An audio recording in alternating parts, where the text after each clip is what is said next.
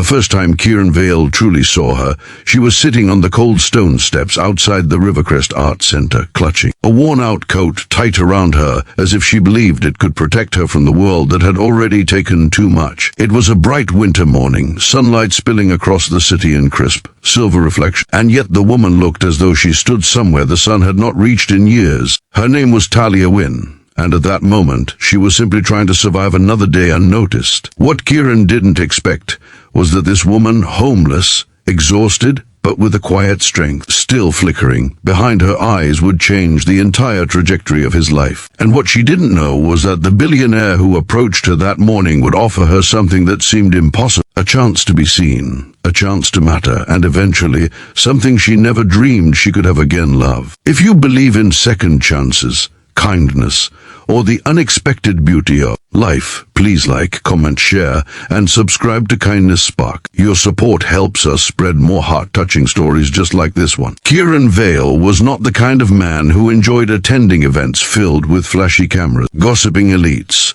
or business magnates competing for who could speak the loudest. But as the heir to Voltec, one of the largest innovation companies in the country, he had no choice but to attend the prestigious Winter Estate Charity Gala. The problem was not the event itself, it was the people waiting inside. For months, investors and board members had been constantly pressuring him about his personal life, insisting that a man in his position needed a partner to appear more grounded, more respectable, more complete. Kieran despised the idea of pretending to date someone just for appearances, but the board had made it clear that without a date by his side, he would be cornered the entire night by those eager to control him. He needed someone to accompany him, someone unexpected, someone who didn't belong to the corporate world, and he needed them today. That was when he saw her again, Talia Wynne, a woman who looked like she had been dragged through life's harshest storms, yet somehow still chose to remain upright. Something about her, the quiet resilience in her tired posture, the way she glanced around, as though searching for a place to belong, pulled at him in a way he hadn't felt in years. He approached her gently, aware of how fragile trust could be for someone who had been failed by people again and again. At first, Talia was wary.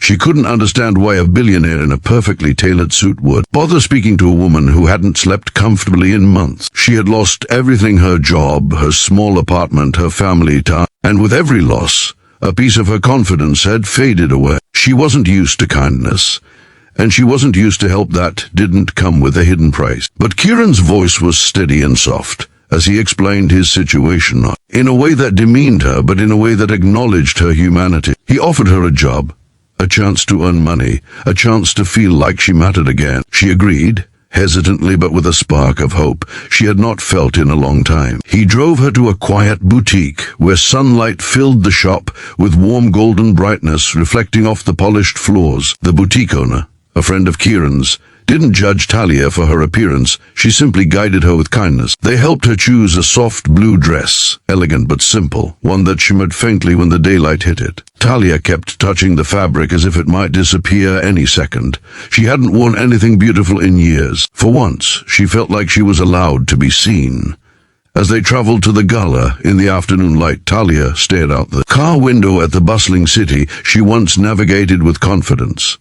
Now she felt like an outsider, but Kieran kept glancing at her with quiet reassurance. He told her she didn't need to pretend.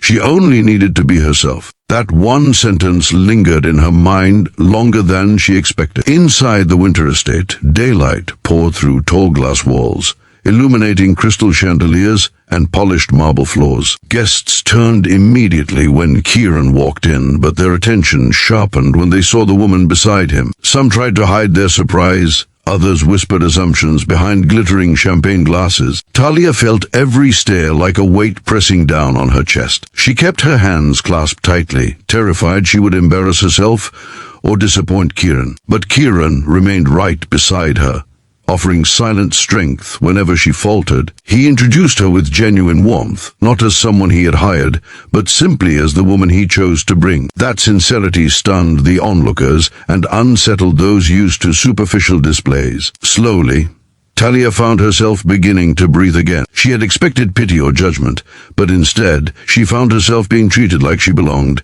because Kieran made sure of it. As the day continued, Talia began to see beyond his public image. Beneath the composed billionaire exterior was a man who carried his own loneliness, his own pressures, his own fears of not being enough. He wasn't saving her.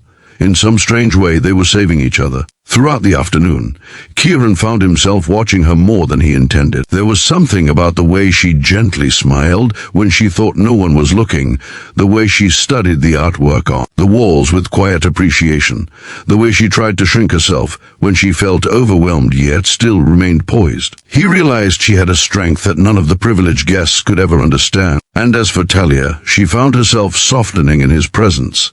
She had built walls so high she thought no one could ever climb them again. But Kieran didn't climb, he simply stood there, patient, respectful, steady, allowing her to lower the walls at her own pace. What neither of them expected was how quickly the facade of pretending blurred into something real. During the charity auction, daylight filtering across the hall in long glowing streaks, Talia spoke about a painting that reminded her of her late mother. Her voice wavered with grief she had carried alone for years. Instead of brushing past it, Kieran listened, truly listened. It had been so long since anyone cared about her story that she almost forgot how it felt. Something warm began to settle inside her chest, a warmth she hadn't felt in a very long time. But the moment that changed, everything happened near the end of the gala. Several board members approached Kieran with manipulative smiles. They didn't like Talia, didn't approve of her presence, and made it clear that they expected him to adhere to their standards. Their voices dripped with condescension as they implied Talia wasn't fit to appear beside someone of Kieran's stature.